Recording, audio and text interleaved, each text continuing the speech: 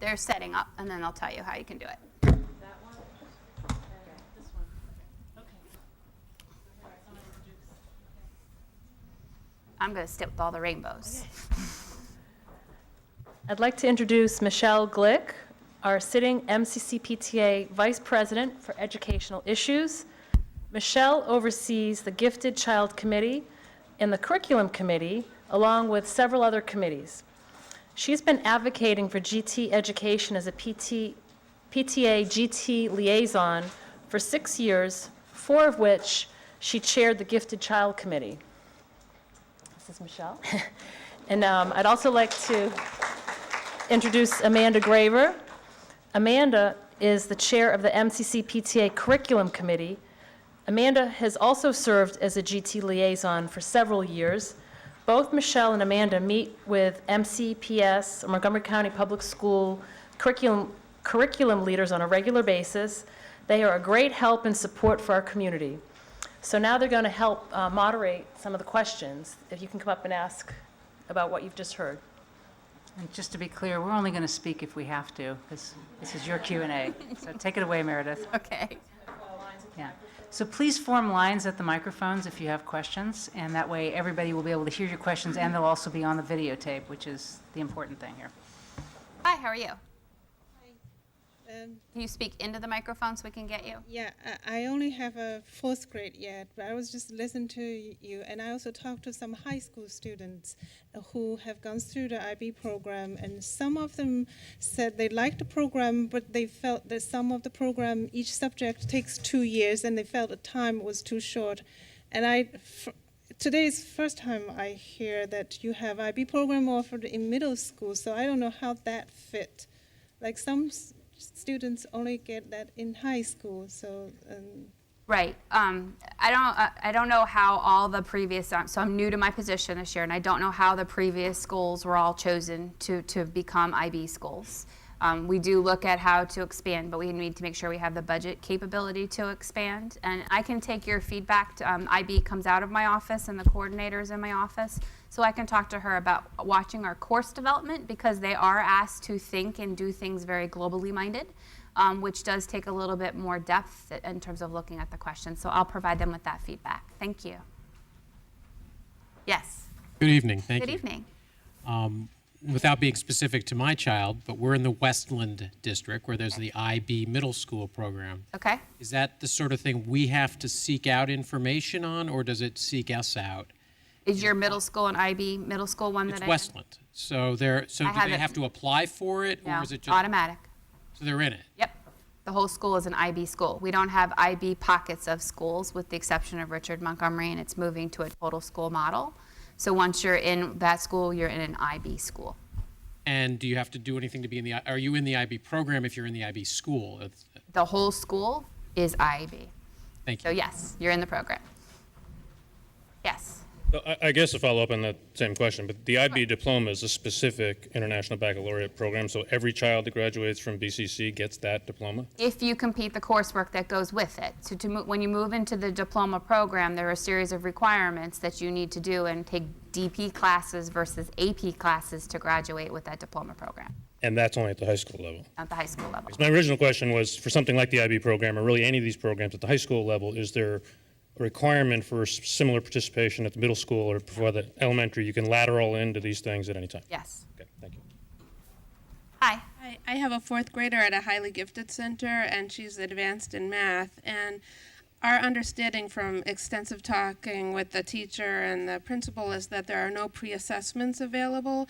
So my daughter has not learned anything in math for several years, and she cannot prove that she knows it to an ES level before it's taught, because there is no pre-assessment available. Okay, well, that's Is there not any accurate information, so I'm going to Okay. pause you there. Okay. So were you enrolled in 4th grade as a 3rd grader? Or you were enrolled in 3rd grade? She's a 5th grader. Sorry, she's a 5th grader right now at a highly gifted school. And is she enrolled in the 5-6 math or in the 5th grade math? She's in 5-6. She's in 5-6. Yeah. Well, they're not all in 5-6. They can be in 5 or 5-6. Yeah, she's 5-6. She's in the compacted. Okay. So one of the things that they're right now starting sixth grade curriculum. They switched over to that in a week from now. But there is a process of kids' needs are not being met, but you still have to meet the best fit criteria. So they would need to be saying that all, and you don't have to be an ES to be considered for compacted math or acceleration in math. But you need to be demonstrating all the UCARE strands independently, consistently, and before the end of instruction. She needs to not have a peer group in her classroom where the needs of enrichment are not met, and she needs a faster paced environment. If she meets all of those things, then they need to do a referral to my office, and we will come out and assess for another Right, level. yes, you've assessed her, and you said that she could go and get out of C 2.0 if we're not happy at the end of this quarter, and we'd really like her to stay in her regular compacted classroom with her classmates, but there's just nothing that is being done to accommodate her needs. This is unfortunately falling into the category of too specific to one child for this general meeting, so why don't we take this up outside I this? don't think this is too But- specific because you have social fitting, kids not fitting with the kids who are older than So them. I'm going to add the last part to that. I'd be happy to go to school with you and have a conversation with the school. That is my role, to support you and to support them to have that conversation. But if we assessed and she's not showing the content readiness to move to Math 7, that might be part of the variable. So she's not showing all the skills or the depth of skills that she needs to show. I don't know your individual child or the results, but those are things that when we assess, we look at whether they're content ready to move forward and whether they have that skill to skip an entire grade level. Yes. I have a 10th grader and a 7th grader, and so I've been through the Montgomery County system up to 10th grade with my kids. Okay. And for my 7th grader, I've been advocating for him since he entered kindergarten. And he went to the Highly Gifted Center, and we chose not to look into the magnet middle schools.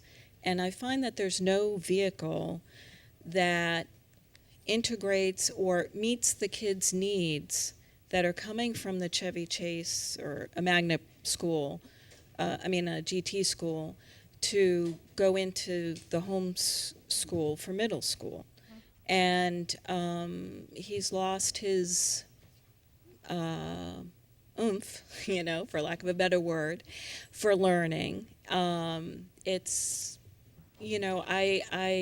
have been working with the system. I've been working with the principal. I've been working with your offices.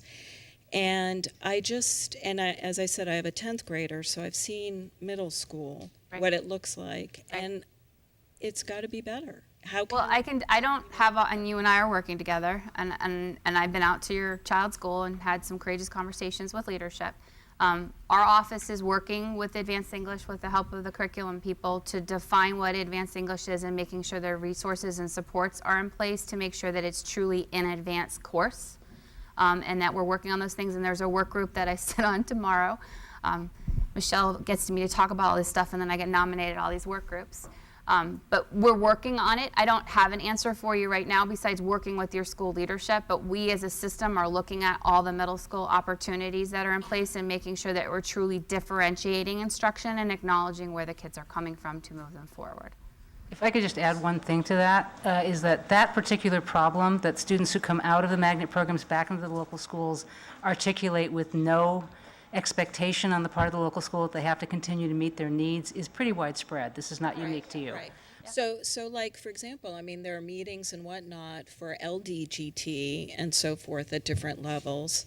And there are these IEPs that exist for kids that have needs, but there's nothing for anybody who is just regular GT. No, there's not a going. GT IEP type thing, no. We don't do that as a system, and that might be something that we are about to enter a study of what we offer here, and that might be something that they choose to consider. In the second half of the meeting, that's actually one of the topics we're going to address is how to advocate for that reality to change. And I apologize for not having all those answers for you, but we have heard you, and I am joining all the committees to help make some of those changes for us. Well, just one final point on that. My homeschool middle school doesn't even know that they have an IEST teacher. Can you say which middle school? A pile. I mean, it's supposed to be, you know, the best of the best in the county, and frankly, I'm sad to say that it's not. So, my take. Thank you. Hi. Hi, I have a third grader, and Okay. our situation might be slightly different from the others, but I think the fact is a lot of people move here, so it's possible it's a general issue. We've just moved from another country to here, and she's joined in third grade. Okay. So you mentioned that there was something called a SIPI, which is supposed to occur in second grade. So she's obviously not been through that. Okay. So she will be screened. My office sends out a printout and asks for all the kids that are new. Yeah. So she'll go through the SIPI identification process Right. this year as a third grader. It's done globally for all second graders, but then there's fail-safes to catch kids at third, fourth, and fifth when they're new. So you should be receiving a newsletter article, I want to say it's November, that identifies that because you have to sign off to agree for testing. Right. But then the applications are due on November 7th for actually the Do GM. not have to be identified as gifted and talented to apply to any program. Okay. So the other question I have is that since she's new and she's been through a very different instruction process, and even while we were back in our home country, she was very advanced vis-a-vis her grade level in mathematics as well as English. Here in this school, given the fact that the mathematics, I mean, she knows everything that's occurring in class. Now, she's not been tested yet for an advanced level, so the teacher doesn't know that she knows a lot more than what is going on in the grade school. So how do you actually, I think I heard you say, how do you advocate for your child to find out what the enrichment programs available are? You have parent-teacher conferences coming up in less than a month, and you Yes. want to have that conversation about it. You as a parent are seeing the disconnect between what she did last year Yeah. and what she's doing this year, and ask specifically about what type of enrichment is she being exposed to and what the frequency of that enrichment is. She will be screened starting now, probably as a student who's new. So what I don't have in my presentation, because it kind of derails the whole conversation, is all third graders are screened right at the end of October into the middle of November for compacted math. We ask questions about their InView, which is the SIPI test. And I'll tell you what we do for people who are new, so don't panic yet. But we look at their quantitative reasoning score. We look at the second grade, fourth marking period math, third grade, first marking period math. We ask questions about their UCARE performance. We ask questions about whether they received enriched instruction. And we ask questions about their task skills. Those skills all have a certain amount of points attached to it.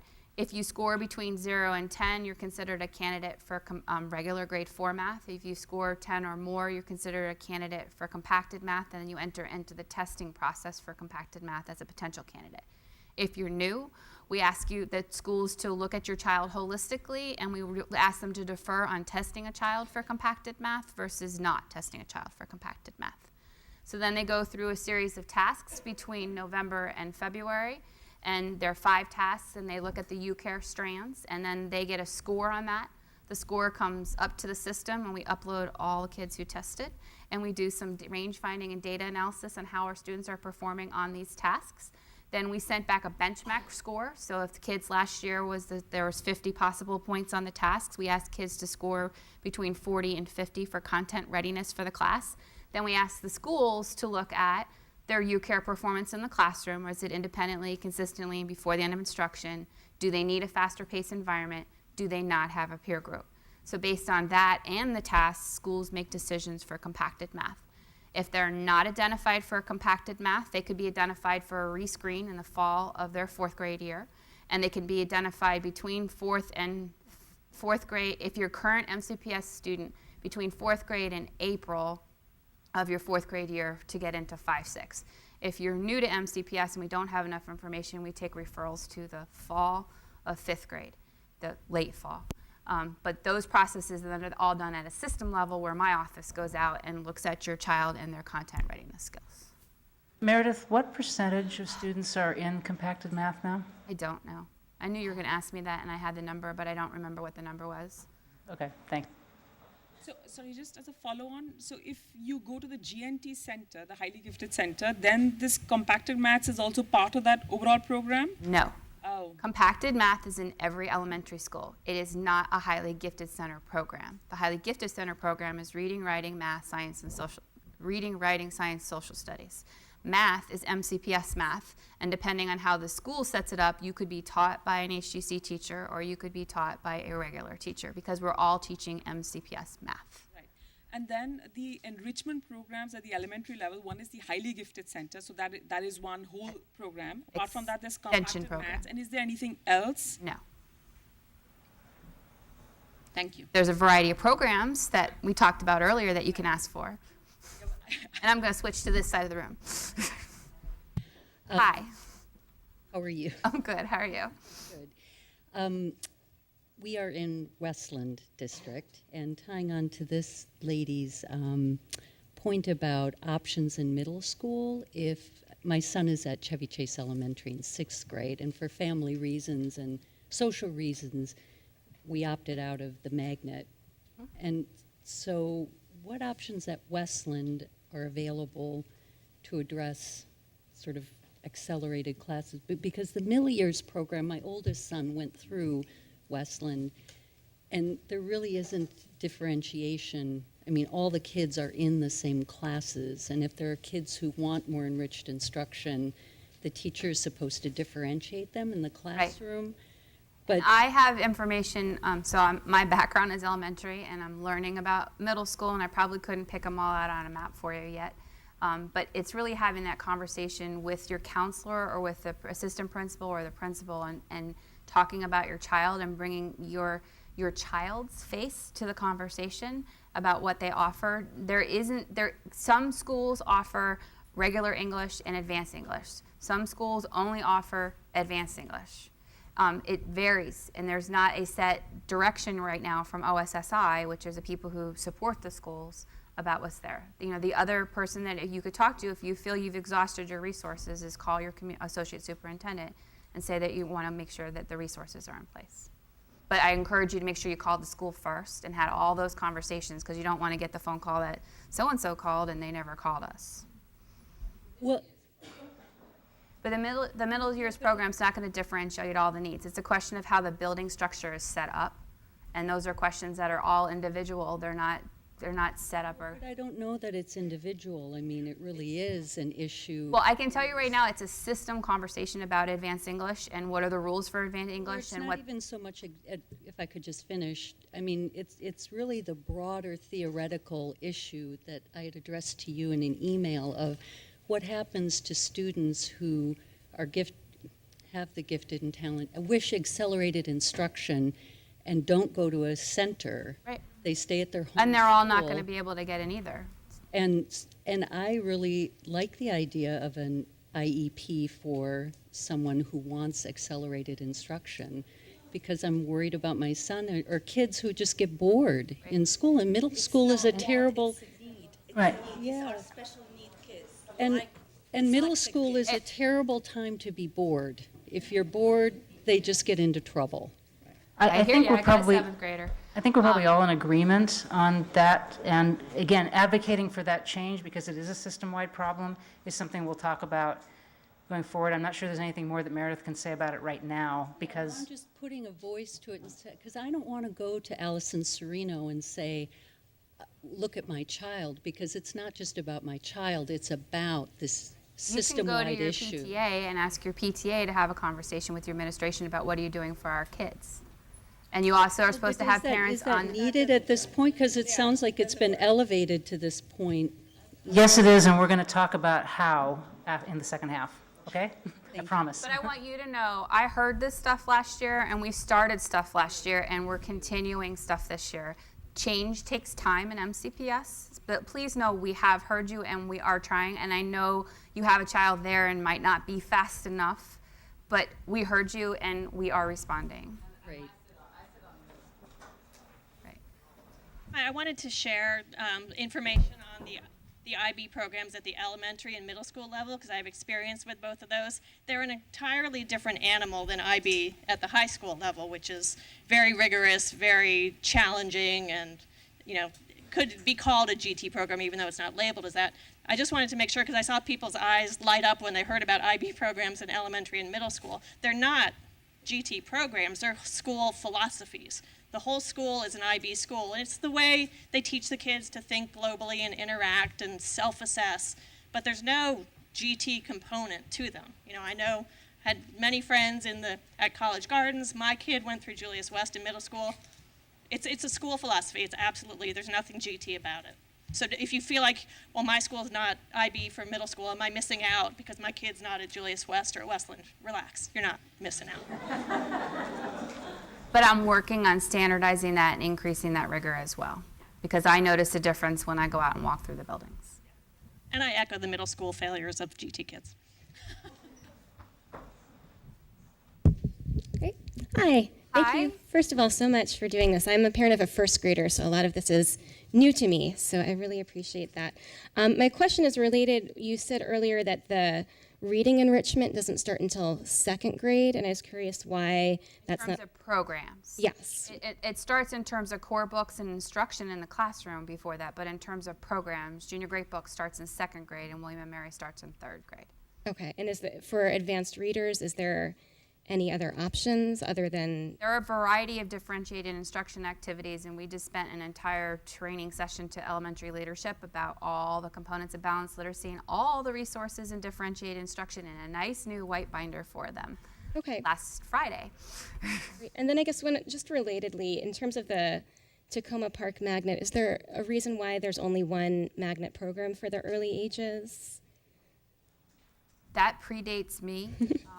I can explain a little bit, and to be honest, I think it's something of a misnomer to call that program a magnet. I'm working on that. Okay, so I won't go into detail about why, but what I can tell you is that it's homegrown. Tacoma Park Primary School came up with that idea on its own, and then they opened it up to the rest of the county because they had capacity. But unlike the other magnet programs, which are designed and implemented through Meredith's office, that one actually was designed by the school, and then it may have received some overlay of assistance and guidance from the system. I'm not actually sure, but it's largely a homegrown program without a lot of oversight, and that's why there's only one, because it was their idea. Thank you. You're welcome. Hi. Thanks for taking all the questions. I have two questions, well, two statements, I suppose. One goes on the tail of this young lady's statement about compacted math. And although I understand the general concept, as I think most of us do, about why math has in some ways been slowed down to provide room for this new method of teaching to take place and to prepare children down the road for the rigors of more advanced math, and hopefully there'll be much more people will be more successful in those advanced math classes. There are those students, many are the children of parents in this room, that the compacted math is not enough. And I did hear you say that there's the U-Care, and that one of those components is, does the child have a peer group? Well, arguably, if the child is in a highly gifted center in the highest level of math, in this case, and in my son's case, 5-6, and it is not rigorous at all, and they are not being challenged, and they are not learning anything new, they're not alone typically in that environment. There are peers. So if there are peers who also are there, then how does that? We're working with the 5-6 teachers. You got to know that's the first year of 5-6 rollout. Yeah, I think that's the problem with us, right? We're the first year. Our kids are sort of the first year for all of this. And I know you have children, you understand. No, but I also know that in a lot of the conversations and training that I have with them, because I do squeak my math into my highly gifted center training as well, we're talking to them about making sure that they're going deep enough. That it's not like what they taught before. Some of our highly gifted center, I mean, no disrespect, they're phenomenal teachers, but they're teaching like they taught math. They're not teaching like we're supposed to be teaching math now. And so we're really working with them about building that base and looking at the resources and unpacking the extension resources versus just saying, okay, well, I'm going to move forward. So we're working on that. But we do assess children as well. I don't want anyone to walk out of here and say, well, it doesn't matter what grade level your child's in. If they don't feel your appropriate place, we do look at that. But we're looking at the content strands. Those final decisions are not my office's decisions. They're the school's decisions. I only provide input into the content. And so that being said, for parents who do have a concern that compacted math is not enough, if I understand you correctly, the place to start is with the teacher, and then the principal, and then from there, the school has to send me a referral packet, or you can write all your concerns, and I'll email the school and say the parents. Not just me, anyone. No, I know. Anybody in this room. We have a set. Or back at your schools.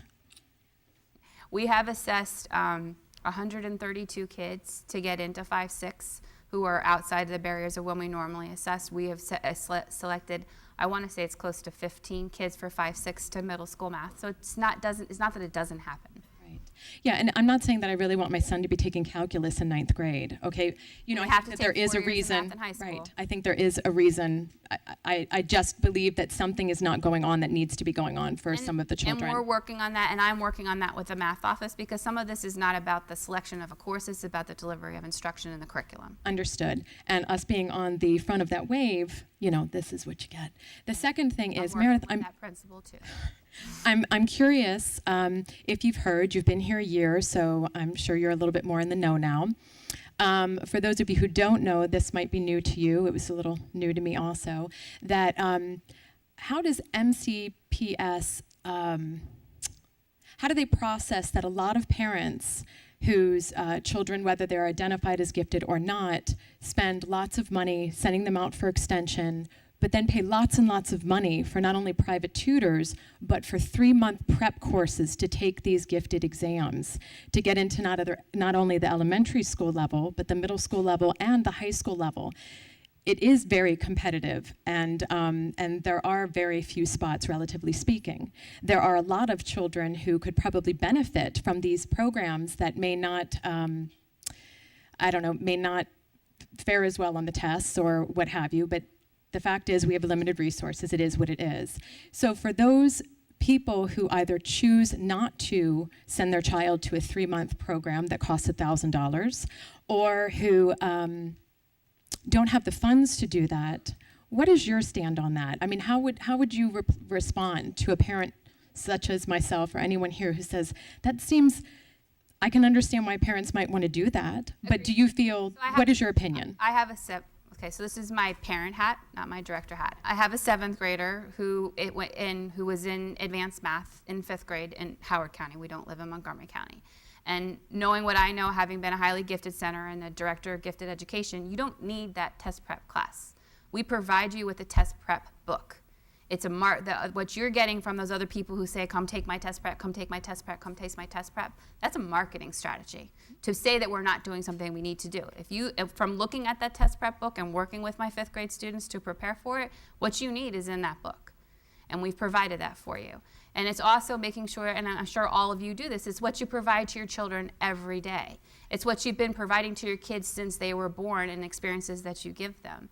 Now, may I ask, Meredith, the test prep book that you're referring to, would that be the booklet that is sent home with the kids if you go to the meeting, that has like 4 questions for quantitative reasoning? And 24-page book about how to prepare for the middle school. That's right, but it has sample questions, like 4 for quantitative reasoning and 1 for reading comprehension. I'm not sure that many parents, I think that's the problem, many parents probably wouldn't consider that a test prep. It says, make sure you're hydrated, make sure you're eating well, don't get too nervous. It also talks about the types of questions and stuff that are on there. It's not dissimilar to, like the in-view testing is not dissimilar than some of the testing that we do for the highly gifted center. And the highly gifted center isn't that different from the testing that we do for the middle school. I think there's a bigger jump as we move from middle to the high school level in terms of the demand, because in terms of looking at you're rated above grade level. But I believe in the MCPS education, and I believe in public education. And if your kids are taking advantage of public education and you're supporting your kids at home, they'll be successful. My kids have taken those types of tests, the same tests that we test for them. They have to take them in order to qualify in Howard County to be in gifted education. You take that test. There's no test prep.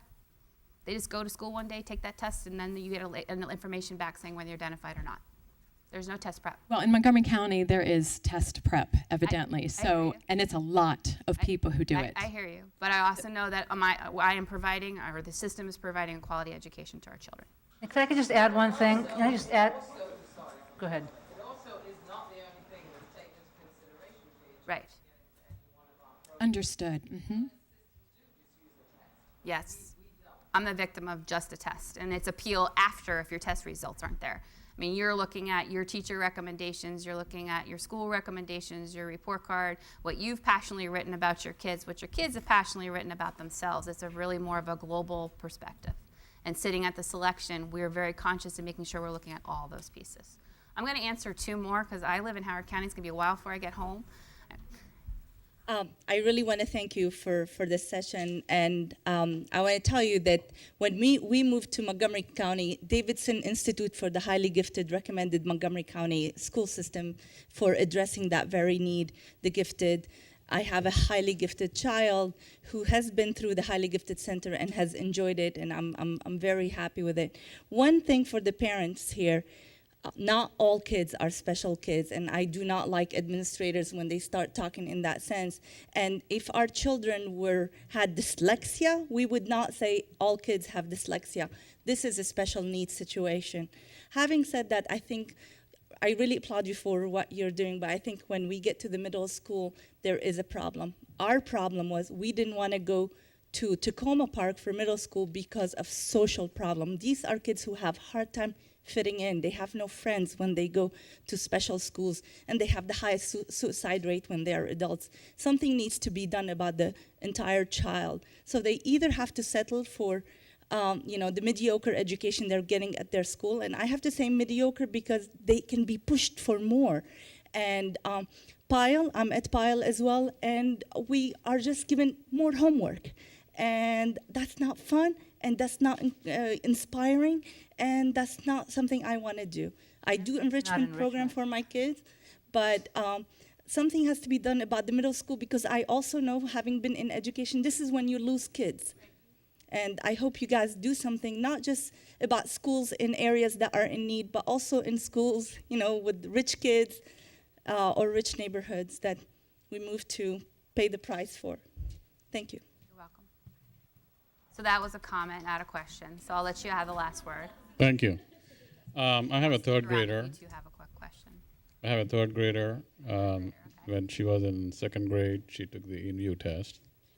I did not get a report until I went to the school and asked for it. The teacher had no clue. Then there was one assistant principal who was in charge of it. Did you get your report? Finally, yeah, by PDF, I got an email.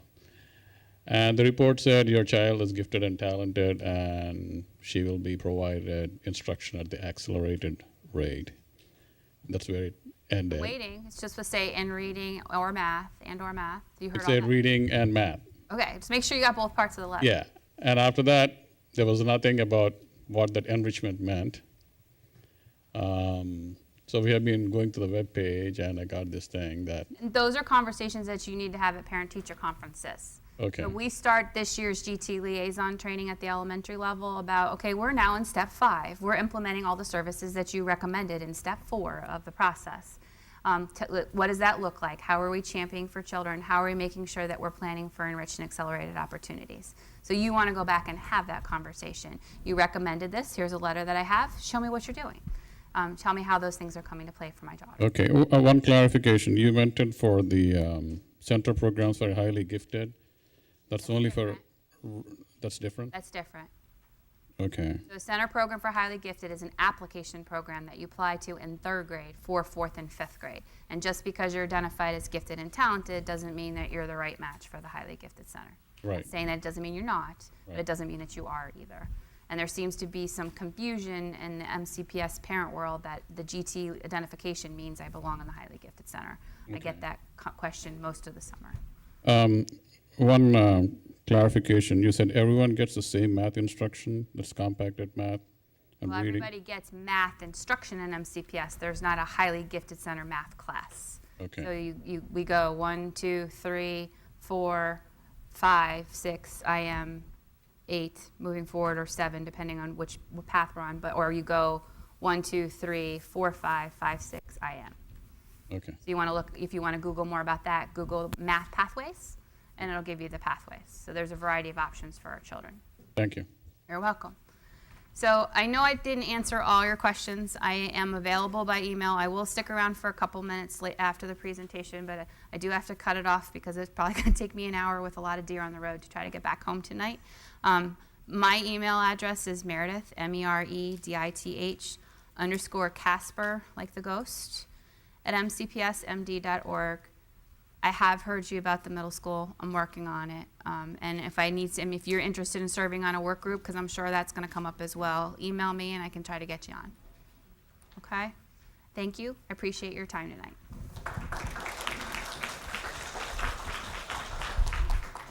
I just add thank you to Meredith. As she mentioned at the beginning of her presentation,